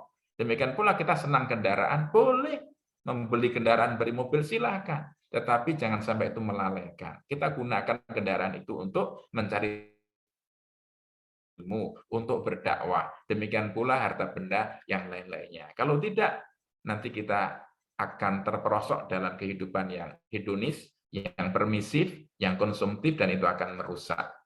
Itulah penyakit-penyakit yang harus kita hindari, maka alhamdulillah kita bersyukur sudah dibiasakan hidup dan dididik dengan kesederhanaan. Penyakit yang keenam di sini, ya kita cukupkan sampai 6 dulu, adalah riya dan sum'ah. Kalau riya itu melakukan perbuatan supaya dilihat orang, kalau sum'ah itu supaya didengar oleh orang, gitulah ya. Kedua-duanya adalah tercela, karena orang yang riya ataupun melakukan sum'ah berarti dia hanya mengharapkan balasan di dunia, yakni pujian dari orang lain. Dia tidak ikhlas karena Allah, sehingga nanti amalnya akan ditolak oleh Allah Subhanahu wa taala. Nah, di sini harus kita berlatih, jangan sampai ya susahlah. Seseorang memang susah sekali untuk bisa lepas dari penyakit ini, tapi kita hendaknya terus berlatih. Salah juga kalau orang takut riya, akhirnya dia tidak mau beramal. Ya beramal, kalau belum bisa sepenuhnya ikhlas, ya dilatih, karena al-ilmu bita'allum wal hilmu bitahallum, ilmu dengan belajar, tabiat yang baik juga dengan pembiasaan. Ya, disinilah kita menghindarkan diri dari penyakit-penyakit yang membahayakan amal kita. Kita lanjutkan, ya sudah mau selesai. Paham, jadi kalau dirangkum dari tadi obat-obatnya ya memantapkan akidah tauhid kita, sehingga kita merasa muraqabatullah, dimanapun kita merasa diawasi oleh Allah, kita banyak sedekah gitu ya, baik ilmu maupun harta benda, tenaga, pikiran, waktu kita, dan lain sebagainya, sehingga penyakit bakhil itu bisa kita hindarkan, meninggalkan maksiat, karena al-maksiyatu itu baridu al-kufr. Al-maksiyah baridul kufri. Jadi pos yang menuju kepada kekufuran adalah kemaksiatan. Kama annal marad baridul maut. Sakit itu menjadi perantara orang meninggal, ya, meskipun ada sebab yang lainnya. Demikian pula dosa dan kemaksiatan itu akan menjadi perantara orang menjadi kufur. Katakanlah orang melakukan dosa, disebabkan apa umpamanya? Disebabkan syahwat umpamanya ya. Sehingga dia terperosok dalam kubangan dosa dan dia tidak mampu keluar dari kebiasaan-kebiasaan jelek dia itu lagi, akhirnya bisa saja dia mati dalam keadaan su'ul khotimah wal'iyadu billah. Ya, meninggalkan kemungkaran, kemaksiatan, karena maksiat dan kemungkaran itu syu'mun, pembawa bencana. Keberkahan akan dicabut, laknat Allah akan ditimpakan, berbagai macam kerusakan di tengah-tengah masyarakat. Kita melihat ketika saat ini di mana-mana yang namanya zina itu sudah tersebar sedemikian rupa dengan begitu mudahnya, akhirnya yang terjadi berbagai macam penyakit sosial, berbagai penyakit fisik, dan lain sebagainya terjadi, rumah tangga berantakan. Jadi itu merupakan bagian dari teguran Allah Subhanahu wa taala. Tazkiyah, yakni kita terus mentazkiyatu an-nafs, membersihkan diri kita, ya. Kemudian sikap adil, tawassut, proporsional dalam bersikap. Amal soleh kita perbanyak, karena dalam amal soleh itu ada cahaya. Seseorang itu kalau melakukan amal soleh, maka akan bercahaya hatinya, bercahaya wajahnya, semakin semangat anggota badannya. Sebaliknya kalau orang melakukan amal yang jelek, maka wajahnya akan muram, hatinya juga akan sempit, dan kemudian semangatnya akan hilang. Nah, itulah amal soleh kita perbanyak, zuhud, wara', ifah, dan lain sebagainya. Itu beberapa hal. Yang terakhir, satu lagi, Buya Hamka juga mempunyai slide berikutnya, yang terakhir. Ya, ini versi Buya Hamka dalam tasawuf modern. Ini mari kita tumbuhkan indo-indo akhlak mulia dalam diri kita, dalam rangka membangun qalbun salim, yakni syaja'ah, yakni sifat keberanian, dan itu akan melahirkan sifat-sifat baik yang lainnya. Ifah, yaitu menjaga kebersihan dan kehormatan diri. Hikmah, itu bersumber dari ilmu pengetahuan, adalah keadilan. Qanaah, ridho, pasrah kepada Allah, dan tentu saja sabar dan tawakal menghadapi apapun yang terjadi. Demikian secara ringkas yang dapat kami sampaikan. Nanti berikutnya kita silakan ditutup aja slide-nya. Tutup enggak apa, sudah ditutup aja slide-nya ya. Kita bahas kemudian dengan dialog dan diskusi. Saya kembalikan ke moderator, silakan. Baik, terima kasih banyak kami haturkan mewakili segenap panitia dan juga keluarga IKPM Gontor Cabang Turki dan ada ratusan peserta yang hadir bersama kita pada webinar kali ini. Maka mewakili itu semua, kami ingin mengucapkan terima kasih banyak kepada Ayahanda tercinta Ustadz Ahmad Soeharto yang sudah berkenan hadir di antara kita semua dan menyampaikan ilmu dan nasihat yang sangat luar biasa mengenai Kolbun Salim. Dan dari sini juga kita bisa banyak belajar bersama bahwasannya menjaga kesehatan hati dan nurani tak kalah penting dari menjaga kesehatan fisik ataupun jasmani. Karena seperti yang tadi juga Ustadz Soeharto telah sampaikan, bahwasannya banyak terjadi di dunia ini hal-hal semacam kriminalitas, dan itu semua terlahir dari kolbun yang sakim atau hati yang banyak penyakitnya. Namun jika kita ingin menghindari hal-hal yang seperti itu, maka kita harus bersama-sama belajar melahirkan dan menjaga hati kita untuk agar menjadi kolbun yang salim atau hati yang sehat.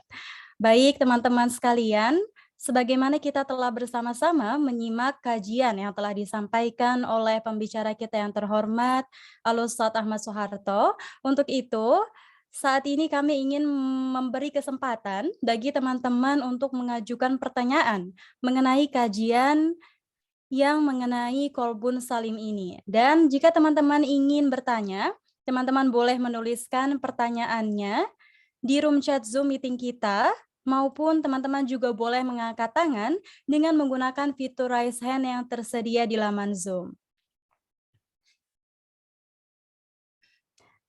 Baik, kita akan menunggu pertanyaan dari teman-teman sekalian.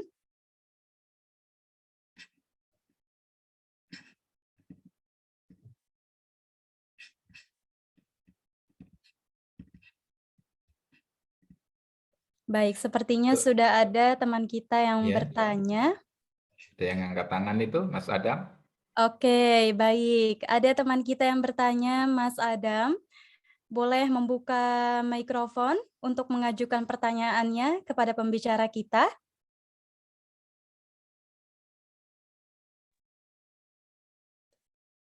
Baik, mungkin sebelumnya boleh memperkenalkan diri terlebih dahulu.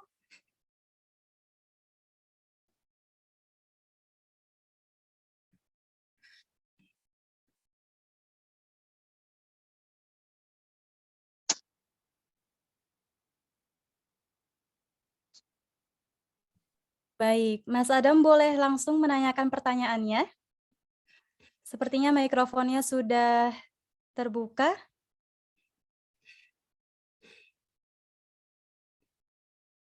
Mabruk Ustadz, terima kasih banyak Ustadz. Kalau perihal saya sudah Allah barik fiikum. Untuk anak-anak kita mahasiswa di Istanbul Ustadz. Iya, iya, sama-sama. Antum ada di Turki ini ya? Iya di Istanbul Ustadz. Ini lagi Masya Allah. Iya, iya. Alhamdulillah. Persiapan juga. Iya. Terima kasih banyak Ustadz. Ini penting sekali Sama-sama. apa yang disampaikan. Terima kasih ini. juga antum juga menjadi pembimbing anak-anak kita di sana. Alhamdulillah. Wa fiikum barokah insyaallah. Baik. Ya, lanjut lagi pada sesi tanya jawab ya. Tadi sudah ada teman kita yang bertanya, ada dua yang mengangkat tangan, ada Mas Adam. Boleh Mas Adam diajukan pertanyaannya? Baik, terima kasih. Sebelumnya saya minta maaf belum bisa mengaktifkan fitur kamera. Langsung saja untuk pertanyaannya. Sekarang ini selain sifat sombong sebagai atau takabur dari penyakit hati, ada juga di mana kita terlalu rendah diri atau sebagai yang sering dibicarakan adalah overthinking atau istilahnya kita merasa kita terlalu rendah diri daripada orang lain dan kita takut untuk melakukan perbuatan-perbuatan karena kita takut gagal atau takut tidak bisa menyelesaikan pekerjaan itu dengan baik. Mungkin saya ingin bertanya di sini bagaimana cara kita untuk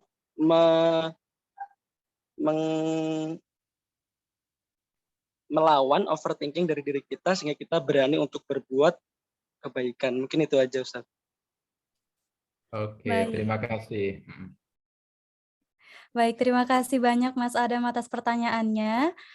Baik Ustadz, mungkin untuk pertanyaan yang pertama, antum ingin menjawab langsung atau kita menanyakan pertanyaan yang lain dahulu? Oke, yang lain dulu sekalian nanti. Oke, baik Ustadz, terima kasih. Baik, pertanyaan yang pertama sudah tercatat dan untuk yang ingin bertanya lagi, tadi sepertinya ada teman kita yang sudah mengangkat tangan. Baik, teman-teman yang mungkin ingin menanyakan pertanyaan dengan menulis pertanyaan di room chat Zoom juga diperkenankan. Ya, sampai 3 pertanyaan digabung gitu ya. Baik.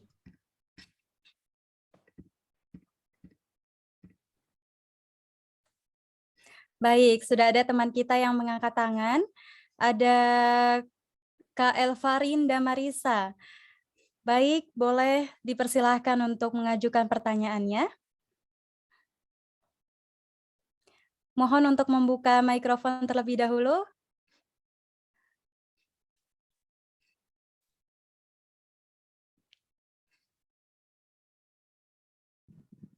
Baik. Assalamualaikum warahmatullahi wabarakatuh, Ustaz. Waalaikumsalam warahmatullahi Warahmatullahi wabarakatuh. Min sahamatikum Ustaz, ma'akum Elvarin, min Tangerang Ustaz. Ya, ahlan. Afan Ustaz, sa'ul kilakum soalan. Kultum manifan, ketika seseorang itu mendapatkan hidayah, maka dia sedang mendapatkan cahaya dalam hidupnya. Lalu bagaimana Ustaz jika cahaya itu mungkin hanya sesaat Ustaz, dan setelah itu orang itu kembali ke sifatnya seperti semula Ustaz. Syukran Ustaz. Pertanyaannya di sini adalah bagaimana cara agar cahaya itu tetap ada dalam hidup kita dan hati kita Ustaz.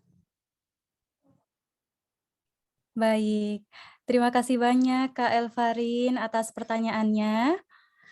Nah, Ustaz. Baik, langsung saja teman-teman, kita masih membuka kesempatan untuk satu pertanyaan lagi. Teman-teman yang ingin bertanya mengenai kajian kita atau hal-hal yang bersangkutan dengan Qalbun Salim, teman-teman boleh menanyakan pertanyaannya.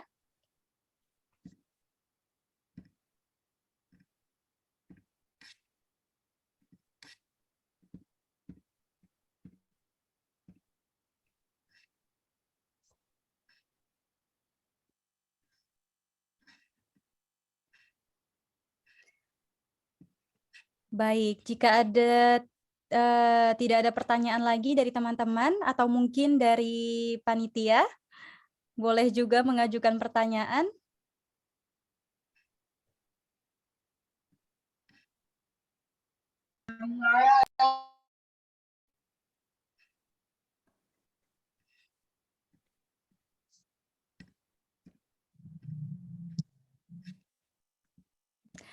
Baik, jika tidak ada pertanyaan lagi, mungkin kita cukupkan untuk 2 pertanyaan tadi. Oh, ini ada 1 pertanyaan lagi Ustadz. Ya, silakan. Di room chat Zoom akan saya bacakan. Assalamualaikum warahmatullahi wabarakatuh. Semoga antum dan keluarga selalu dalam keadaan sehat walafiat. Mohon maaf Ustadz, belum bisa membuka kamera dan membuka mikrofon karena masih dalam perjalanan. Ya, pertanyaan ini dari Kak Diana Awaliyah, Ustadz. Yang ingin saya tanyakan, bagaimana terkait biopolar dan depresi dalam pandangan Islam, terutama dalam ranah Qalbun Salim? Seperti itu pertanyaannya, Ustaz. Ya. Oke. Baik. Sementara begitu ya. Baik, Ustaz. Sudah ada 3 pertanyaan tadi yang diajukan oleh teman-teman kita. Ya, terima kasih atas respon dan pertanyaannya. Saya mencoba untuk menjawab, cuman nanti mohon maaf kalau belum bisa memenuhi harapan ya. Yang pertama dari Mas Adam tentang perasaan minder atau inferior, kalau tidak salah ya istilahnya inferior. minder gitu ya dalam diri kita sehingga kita tidak bisa dan tidak berani berbuat apa-apa. Ini apa? Bagus. Ini kalau satu sisi takabur juga tercela, kemudian minder ini juga kalau berlebihan juga tercela. Sebagaimana sifat seseorang yang berani, tapi kalau terlalu berani ngawur itu juga tercela gitu kan ya. Sementara kalau dia menjadi juben yang penakut ya khairul umur awsatuha ya tentu saja yang tengah-tengah gitu ya. Terlalu percaya diri juga tidak bagus gitu ya. Tapi demikian pula inferior, merasa rendah diri juga tidak. Intinya sebenarnya Islam itu sendiri dan dengan keimanan, iman itu memuliakan dan mengangkat derajat kita. Iman kepada Allah, mentauhidkan Allah, itu membuat jiwa kita mulia. Dan akhirnya kita mempunyai izzah. Walillahil izzatu wali rasulihi walil mu'minin. Jadi namanya izzah, kemuliaan diri, itu oleh Allah diberikan karena keimanan. Wala tahinu wala tahzanu wa antumul a'launa in kuntum mu'minin. Dan jangan merasa lemah, hina, ya. Jangan merasa sedih, wa antumul a'launa. Kalian lebih tinggi. Di sini tentunya dengan iman kita lebih tinggi dibanding derajatnya orang-orang kafir yang memusuhi kita. Di sini seseorang yang beriman harus punya izzah, izzah dengan kebenaran, izzah dengan keimanan. Di sini kita tidak boleh inferior, kita merasa minder. Jadi yang dilarang takabur itu kalau hal-hal yang sifatnya manusiawi, kita merasa secara fisik lebih cakep, lebih ganteng, lebih cantik dari yang lain. Secara materi kita merasa lebih kaya dari yang lain, akhirnya merendahkan. Secara ilmu kita merasa lebih tinggi dari yang lain, akhirnya menolak kebenaran. Itu kan takabur yang ini perlu kita bimbing agar mempunyai izzah, kemuliaan diri. Karena dengan punya izzah itu nanti kita akan bisa melaksanakan tugas-tugas dari agama kita, bisa berdakwah, bisa beramar ma'ruf, nahi mungkar, ya. Dan kita mempunyai kebanggaan dengan Islam kita. Isyhadu bi anna muslimun, ya. Saksikan, inilah kami orang Islam. Jadi kemuliaan kita dengan keimanan, dengan keislaman. Jangan inferior. Bisa jadi orang inferior itu karena ya tadi keimanannya mungkin dia belum tumbuh sedemikian rupa yang membesarkan hatinya.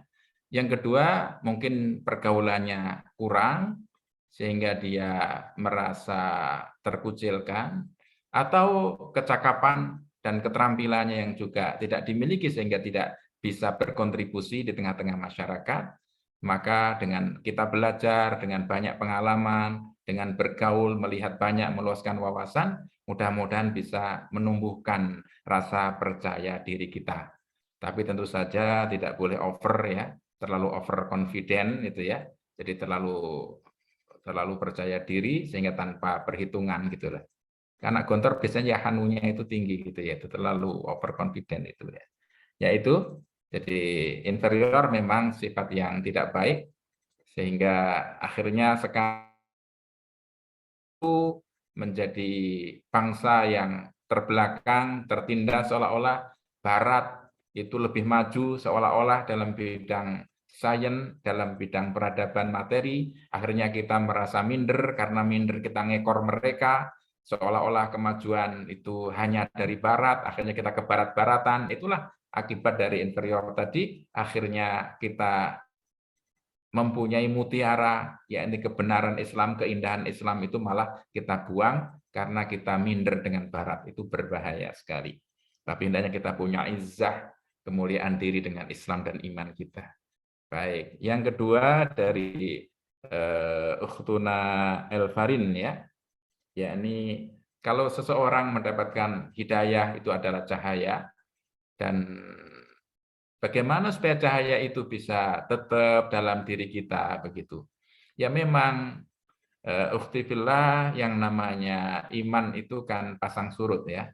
Al iman yasdad wa yangkus gitu kan. Iman itu bisa kadang-kadang naik, bisa bertambah kuat, tapi kadang-kadang bisa turun. Kalau sedang naik begitu semangat itu Nabi membimbing kita, menyarankan kita untuk kita tambah amal soleh kita, ibadah kita yang sunnah-sunnah itu kita lakukan juga. Tapi ketika turun itu jangan sampai yang wajib-wajib kita tinggalkan, tapi yang pokok-pokok yang wajib itu ya. Nah, iman bertambah dengan ketaatan, tapi sebaliknya iman akan berkurang dengan dosa dan kemaksiatan yang tadi sudah kita bahas. Nah, bagaimana supaya kita tetap mempunyai itu? Itulah keindahan istiqomah. Innalladzina qalu rabbuna Allah tsumma istaqamu tatanazzalu 'alaihimul malaikah alla takhafu wa la tahzanu. Nah, istiqomah itu ajek gitu ya, terus menerus itulah. Maka disebutkan dalam sebuah hadis bahwa khairul a'mal adwamuha wa in qalla. Jadi sebaik-baik amal adalah yang dilakukan terus menerus meskipun itu wujudnya sedikit. Inilah kekuatan dari pembiasaan yang baik. Ketika kita masih di kantor, di pondok dulu kita dibiasakan untuk sholat berjamaah 5 waktu, untuk senantiasa membaca Al-Quran ba'da subuh, ba'dal asar, sebelum maghrib, ba'dal maghrib. Setiap hari kita lakukan seperti itu. Ya, kebiasaan membaca wirid, zikir, berdoa ba'da sholat. Kemudian ada anjuran bersama puasa Senin Kemis di bulan Syawal atau hari-hari yang lain dan sebagainya. Ini pembiasaan. The power of pembiasaan ini luar biasa gitu ya. Ini dalam rangka agar kita terbiasa dengan hal-hal yang baik. Maka agar cahaya hidayah itu terus menyinari diri kita, ya tentu kita selain banyak berdoa kepada Allah, terutama dalam sholat kita senantiasa berdoa, ihdinas siratal mustaqim, kita mohon ditetapkan, diteguhkan dalam hidayah kebenaran, terus-menerus ya. Rabbana la tuzigh qulubana ba'da idh hadaitana, jangan sampai hati kita dipalingkan setelah mendapatkan hidayah, itu kita berdoa, tapi juga kita membiasakan diri dengan hal-hal yang baik. Meskipun sholat malam sementara mampunya 4 rakaat plus witirnya 1 rakaat, tidak apa-apa, tapi ajak dijaga. Tidak harus 11 rakaat atau lebih, kemudian dilaksanakan mungkin sampai durasi 1 jam atau lebih, tidak apa-apa meskipun baru seperempat jam, tapi kalau terbiasa nanti kita akan bagus. Baca Al-Quran juga demikian. Bukan hanya semangat waktu bulan Ramadan, di luar Ramadan tidak pernah baca Al-Quran, jangan begitu. Ya, jadi bagaimana agar hidayah, cahaya itu tetap, ya kita biasakan hal-hal yang ringan tapi yang baik, gitu, istiqomah ya. Kemudian dari Ustazah Diana tadi ya, ada bipolar, ada depresi dalam ajaran Islam itu bagaimana gitu ya. Baiklah, itulah penyakit masyarakat modern gitu ya. Karena sebenarnya bermula dari penyakit hati, yakni hubud dunia ya, kecintaan kepada dunia karena tomak, karena ketamaan, karena kerakusan. Kemudian juga ya keinginan-keinginan yang tidak tercapai begitu sehingga depresi atau tidak realistis sehingga ada depresi. Di sana juga mungkin tekanan-tekanan yang banyak sekali. Kita tidak bisa memanage, tidak paham skala prioritas, karena itu maka kita depresi gitulah. Nah, dalam Islam sebenarnya rumusnya sudah jelas. Yang pertama, kalau kita itu mempunyai iman yang benar, maka iman itu akan memberikan rasa aman. Karena kata-kata iman, aman, amanah itu bermula dari akar kata yang sama. Itu sudah pasti. Kalau seorang beriman tapi dia masih gelisah, nah itu berarti imannya perlu dipertanyakan gitu. Demikian pula dengan sholat, itu kan terapi yang luar biasa. Dengan demikian pula dengan dzikrullah, demikian pula dengan baca Al-Quran, itu akan menjadi terapi-terapi yang luar biasa.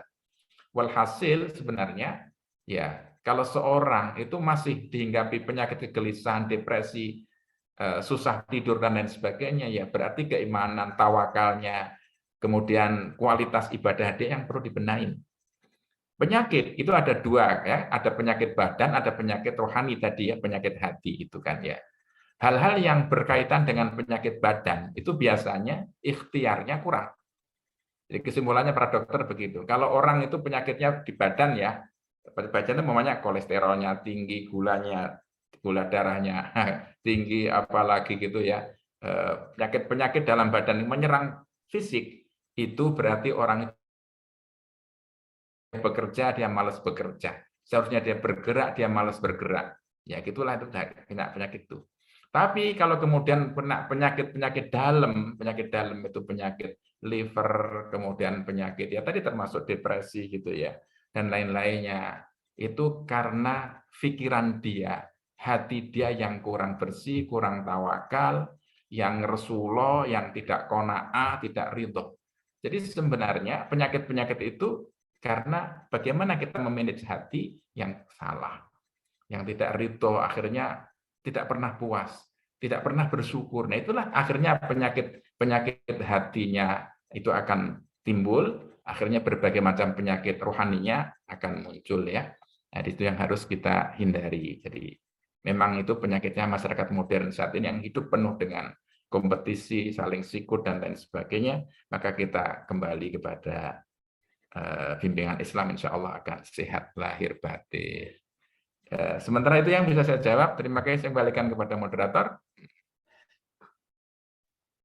Baik, terima kasih banyak Ustadz atas penjelasannya dan juga jawabannya yang sangat luar biasa. Semoga itu cukup untuk menjawab pertanyaan yang diajukan oleh teman-teman kita.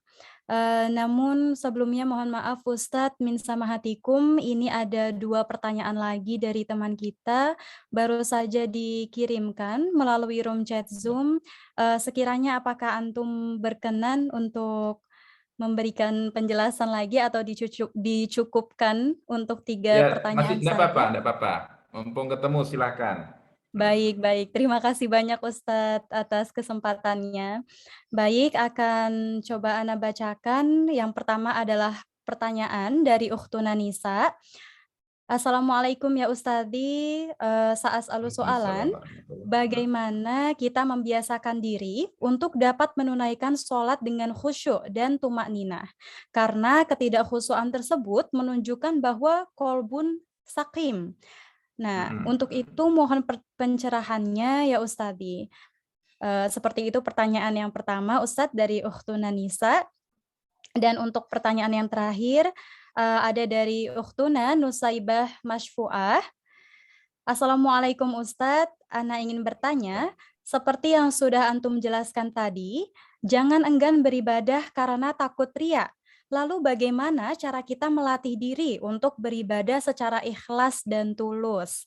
Syukron jazilan ya Ustadz. Begitu Ustadz, 2 pertanyaan tambahan yang baru datang dari kedua saudari kita. Ya, luar biasa pertanyaannya ya. Terima kasih atas pertanyaan dan ini yang pertama, sholat yang khusyuk ini harus membaca buku saya Sistematika Sholat ini sepertinya ya. Ya, ada beberapa buku yang saya tulis, diantaranya tadi Sistematika Sholat dan lain-lainnya. Dan buku-buku itu dulu dibagi gratis kalau stoknya masih ada. Tapi sekarang tampaknya itu karena sudah terbitan beberapa tahun yang lalu ya, sebenarnya stoknya sudah sangat tipis, hanya ada untuk dokumen saja. Tapi kalau teman-teman berkenan, saya dengan senang hati akan membagikan e-book ya. Dalam bentuk e-book ada, saya beberapa, nanti saya bisa berikan ke panitia, nanti panitia bisa nge-share ke teman-teman yang berminat silakan.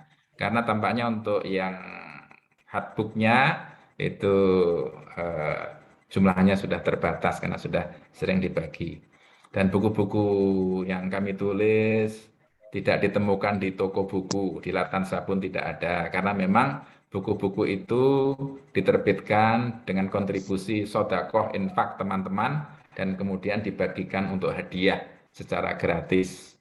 Kita semuanya berkolaborasi, saya yang menulis, teman-teman yang membiayai. Sampai cetak ulang beberapa kali, mereka dengan senang hati, alhamdulillah gitu. Tapi untuk setahun ini saya tidak menerbitkan buku karena ya mohon doanya untuk konsentrasi menyelesaikan disertasi. Mudah-mudahan nanti tuntas. Kemudian saya kembali kepada pertanyaan sholat yang khusyuk itu bagaimana ya.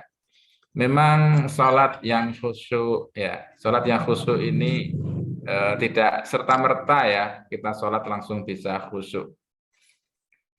Kalau sholat yang khusyuk secara ringkas adalah yang mampu menggabungkan khaufan wa rohabah gitulah ya.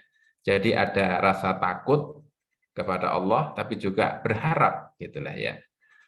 Tadarruan wa khufyah. dalam berdoa dengan tadarru', dengan meratap kepada Allah, ya khufyah itu dengan samar gitu ya, dengan suara yang kita bisa mendengar diri kita sendiri. Itu ketika di ayat yang lainnya kita gabungkan saja, alladzina yadhununa annahum mulaqu rabbihim wa annahum ilaihi raji'un, itu yang khusyuk. Ya, siapakah orang khusyuk? Itu yang mereka yakin bahwa mereka akan kembali kepada Allah. Orang kalau ingat mati, bahwa dia tidak tahu nanti di tanah mana akan meninggal, ya, kapan waktunya, orang tidak tahu, meyakini karena kematian itu pasti dan yakin, maka dia akan bisa khusyuk insya Allah dengan cara seperti itu. Diantaranya antara khauf dan roja ada dalam dirinya. Kemudian rogoban dan rohaba tadi dengan tadarru', dengan khufyah begitu, dia insya Allah akan bisa khusyuk, dan kemudian dia yakin bahwa dia akan kembali dan akan bertemu dengan Allah. Hal yang bisa harus kita lakukan begini, kalau sholat itu ya, coba sekarang diatur bagaimana kita itu menunggu-nunggu, kita itu merindukan sholat. Seperti Nabi pernah bersabda, wa ju'ilat qurratu aini fis shalah. Jadi sholat itu menjadi sesuatu yang menjadi permata hati beliau. Jadi sesuatu yang dicintai, yang disenangi. Jangan dianggap sebagai beban. Mau khusyuk tapi sholat masih dianggap beban. Enggak bisa. Ya kita cintai sholat. Bayangkan itu, kalau ada seseorang yang kita cintai akan datang, itu kita tunggu-tunggu gitu ya. Orang tua kita mau datang berkunjung gitu ke Turki gitu ya. Nah, kita akan senang sekali, kita tunggu-tunggu kapan tuh datang gitu ya. Demikian pula sholat menjadi qurrata aini. Coba mampukah kita ketika sholat, kita nunggu waktu, kita nunggu.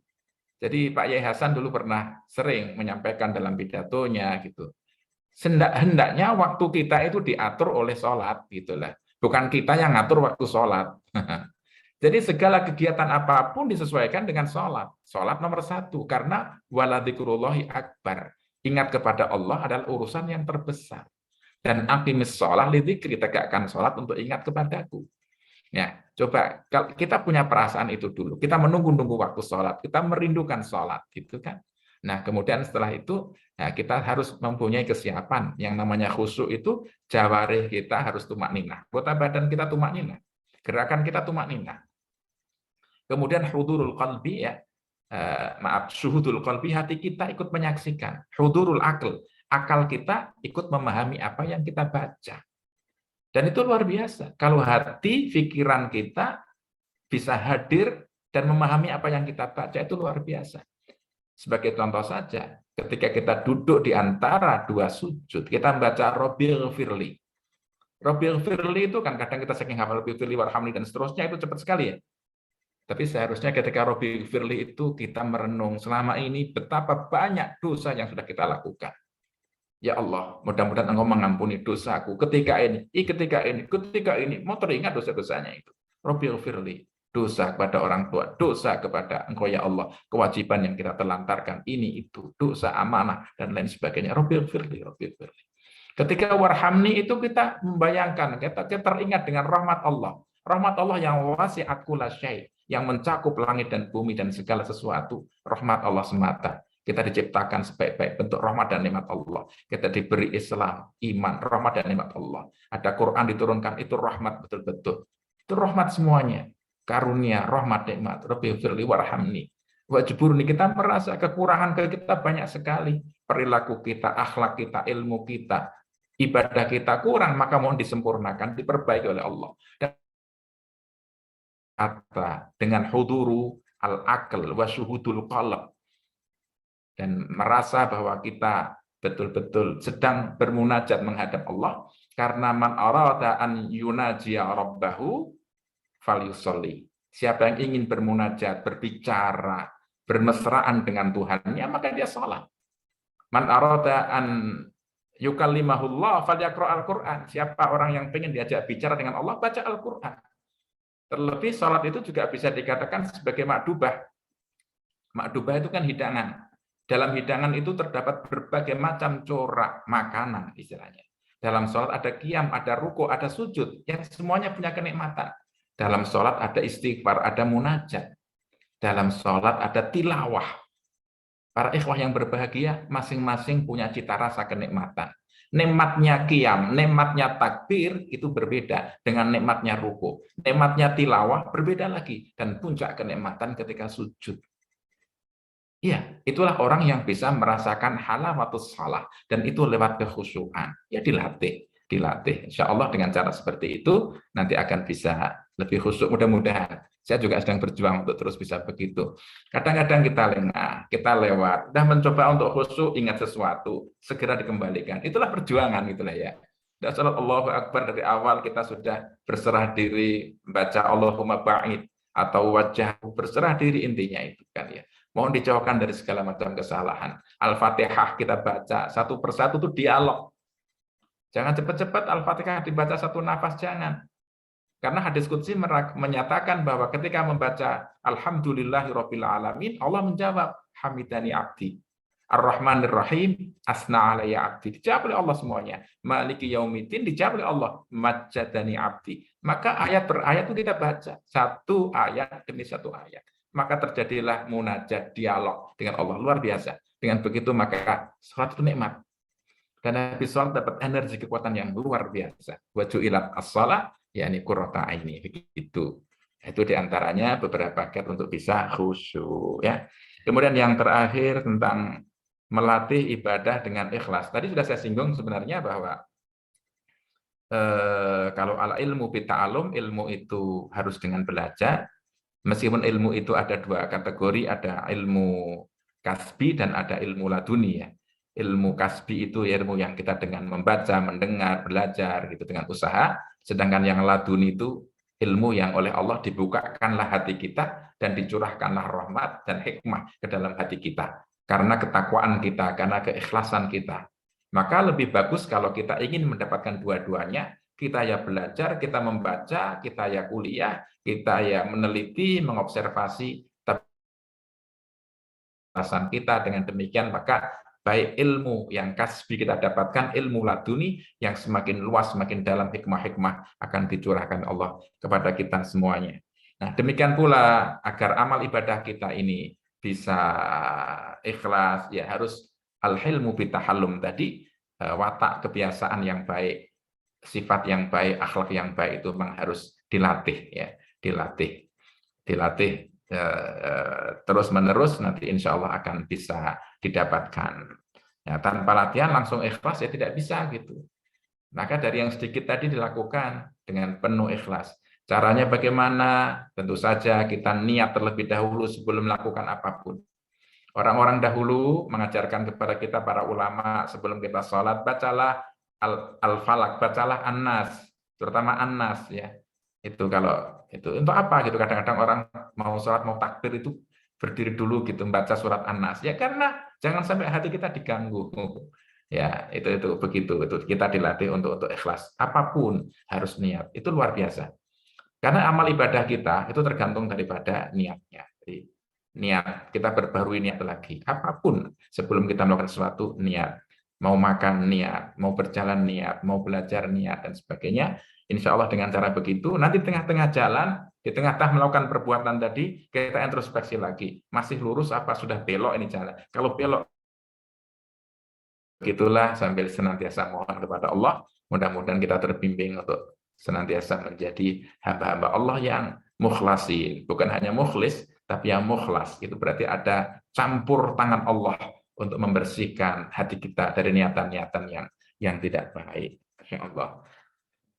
Para ikhwah dan akhwat fillah mungkin tidak bisa sepenuhnya memenuhi harapan, tapi mudah-mudahan ada manfaatnya untuk teman-teman semuanya ya. Ya, saya kembalikan kepada moderator.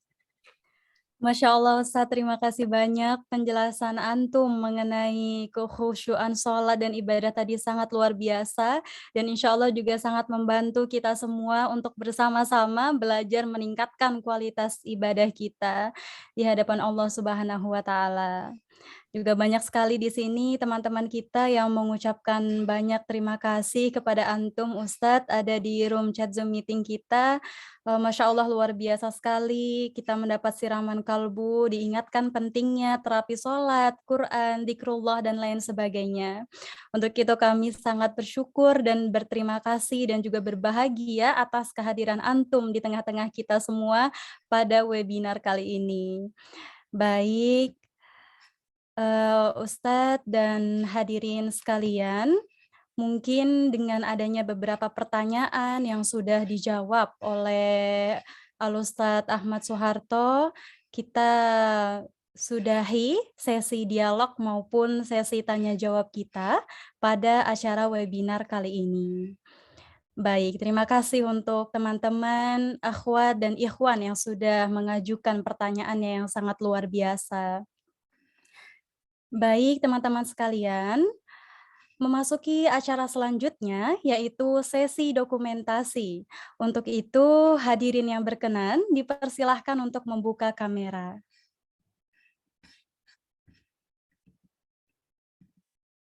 Baik, kita akan bersiap-siap untuk sesi dokumentasi.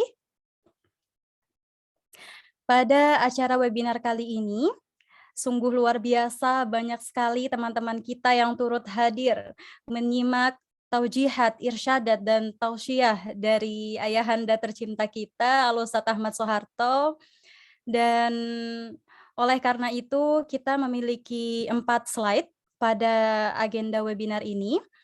Dan untuk sesi dokumentasi akan kita mulai dari slide pertama. Untuk itu akan dibantu oleh operator kita. Baik, teman-teman boleh bersiap-siap untuk slide pertama. Akan kita ambil dalam hitungan pertama. 1, 2, 3. Baik, terima kasih banyak. Dan kita lanjutkan untuk slide kedua, teman-teman. Boleh bersiap-siap. Baik, akan kita mulai dalam hitungan pertama. Untuk slide kedua. 1, 2, 3.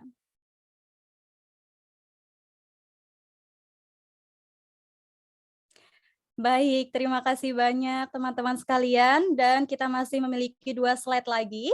Untuk slide ketiga, harap untuk bersiap-siap. Baik, langsung saja slide ketiga. Kita mulai dari hitungan pertama. 1, 2, 3.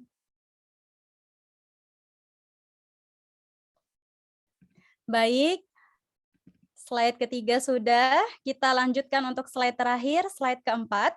Teman-teman boleh bersiap-siap. Baik, untuk slide keempat, kita mulai dari hitungan pertama. 1, 2, 3.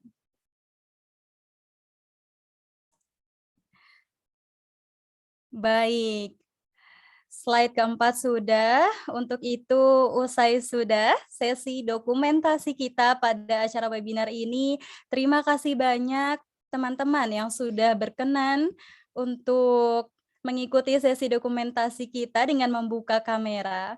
Baik, teman-teman sekalian dan hadirin yang dirahmati Allah, acara selanjutnya yaitu doa bersama yang akan dipimpin langsung oleh Al-Ustadz Kiai Haji Ahmad Soeharto MPDI. Kepada beliau kami haturkan. Baik, terima kasih. Alhamdulillah acaranya berjalan lancar. Kami berharap mudah-mudahan semuanya tetap terjaga kesehatannya, dilindungi oleh Allah Subhanahu wa taala, lancar studinya ya, mudah jodohnya. Ini penting juga tuh mudah jodohnya ini ya. Ya, sukses. Antum dan antuna semuanya ditunggu nanti untuk berjuang bersama-sama kami, ada yang di kantor ataupun di tempat-tempat lain untuk kejayaan Islam. Karena itulah ciri khas anak-anak Gontor, militansi untuk perjuangan. Ciri khas anak Gontor adalah harus punya keterpanggilan terhadap militansi perjuangan Islam. Di berbagai aspek dan sektor kehidupan, silakan. Di sektor pendidikan, di ekonomi, pemikiran, atau apapun. Tapi anak Gontor harus mempunyai militansi untuk perjuangan Islam. Kalau tidak, mohon maaf, jangan ngaku sebagai orang gontor ya. Jadi kalau sekarang antunna semuanya sedang menuntut ilmu, sebenarnya masih kita tunggu dan kami berharap masa depan Islam nanti dengan kehadiran antum-antuna semuanya akan semakin cerah di Indonesia. Ar-rijal dalam pengertian rijal di sini ya pejuang, jangan diartikan laki-laki saja ya. Kalau orang Arab mengatakan rijal itu ya memang laki-laki, tapi artinya pejuang maksudnya. Masna'ur rijal wa ummahat murabiyat. Kantor adalah pabrik yang menyiapkan kader-kader pejuang dan juga ibu-ibu para pendidik. Baik, terima kasih. Mari kita berdoa bersama karena doa adalah senjata orang yang beriman. Silahu al-mu'min itu adalah doa. Doa ini juga menjadi cermin dari filsafat hidup kita. Kalau kita ingin tahu seseorang itu apa yang menjadi prioritas orientasi hidupnya, kita lihat dari isi doanya. Maka kita berdoa dengan penuh keyakinan bahwa Allah Maha mendengar dan Allah akan mengabulkan doa kita. Para ikhwan dan akhwat fillah, kita awal dengan baca Al-Fatihah.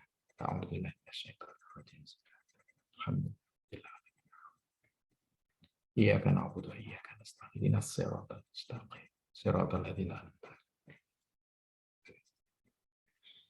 Bismillahirrahmanirrahim. Allahumma shalli ala sayyidina Muhammad wa ala ali sayyidina Muhammad wa sallim wa radhiyallahu ta'ala an kulli sahabati Rasulillahi ajma'in walhamdulillahi rabbil alamin.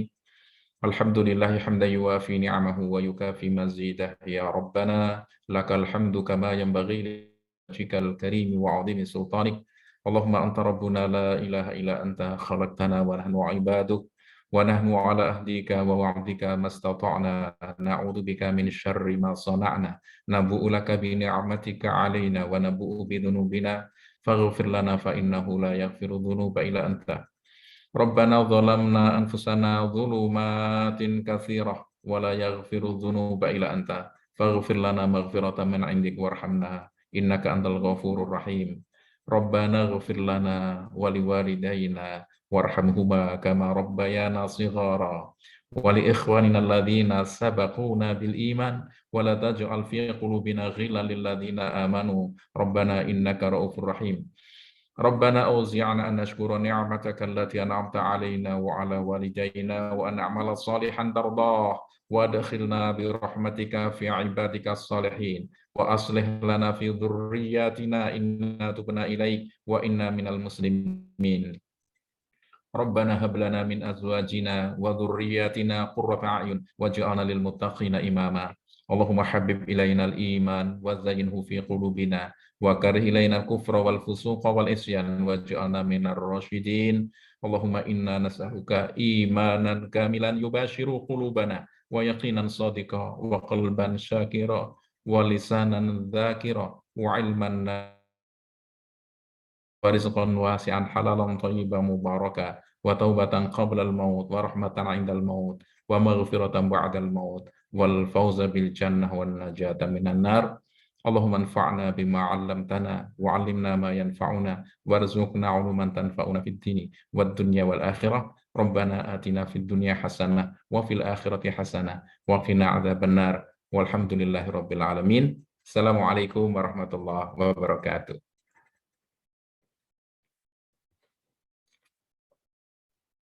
Waalaikumsalam warahmatullahi wabarakatuh. Terima kasih banyak kami haturkan kepada Antum Ustadz yang sudah memimpin doa kami. Untuk itu semoga doa yang telah kita aminkan bersama dapat diijabah oleh Allah Subhanahu wa Ta'ala.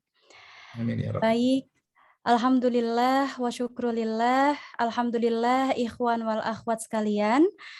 Sampailah kita pada penghujung acara kita hari ini.